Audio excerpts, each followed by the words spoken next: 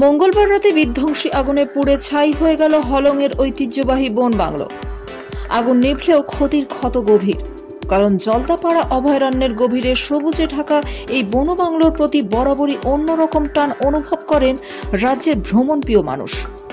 বিষয়টা জানা আছে বন দপ্তরেরও, কিন্তু ফিনিক্স পাখির মতো সেই বাংলোর বেঁচে ফেরা হবে কিনা তাই নিয়ে এখনো অন্ধকারী রাজ্যের বনমন্ত্রী বীরবাহা হাঁসদা।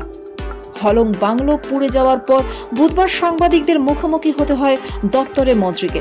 অনিবার্যভাবেই ওঠে হলংয়ের পুনর্নির্মাণ নিয়ে কি পরিকল্পনা রয়েছে সেই প্রশ্ন।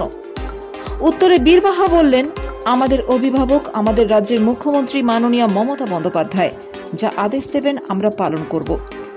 এমনকি ঠিক কি কারণে হলং বাংলোর এমন পরিণতি তাও এখনো স্পষ্ট নয় বীরবাহার কাছে।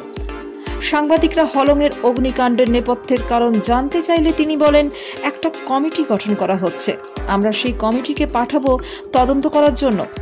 বিনা তদন্তে বলতে পারবো না কেন আগুন লেগেছে, কমিটি তদন্ত করে রিপোর্ট দিলে বলতে পারবো। 15 তারিখ থেকে যেহেতু ফরেস্টের টুরিস্ট আসা বন্ধ রয়েছে, তাই প্রাথমিক অনুমান যে শর্ট সার্কিট থেকে আগুন লেগেছে, তবে তদন্ত ছাড়া বলা যাবে না। একদম সঠিক তথ্য আমাদের কাছে নেই। এরপরই মন্ত্রী বলেন, হলং বাংলো একটা ঐতিহ্যবাহী বাংলো, সেটার এই পরিণামে আমরা ফরেস্ট ডিপার্টমেন্টের প্রত্যেকটা কর্মী মর্মাহত। যেহেতু কর্মীরা দিন রাত বনকে আগলে রাখেন, তাদের জন্য খুবই দুঃখজনক ব্যাপার। আমি দপ্তরে রয়েছি বলে বুঝতে পারছি, তাই আমরাও চাই সঠিক তথ্য বেরিয়ে আসুক।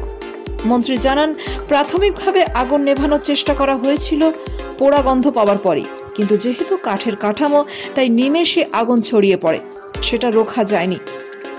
জলদাপাড়া অভয়ারণ্যে 1967 সালে তৈরি হয়েছিল এই বনবাংলোটি। বরাবরই এই সুদৃশ্য বনবাংলোর কদর ছিল দেশ বিদেশের পর্যটকদের কাছেও। রাজ্যের প্রয়াত মুখ্যমন্ত্রী জ্যোতি বসু ছুটি কাটাতে সপরিবারে যেতেন হলংয়ের বনবাংলোয়।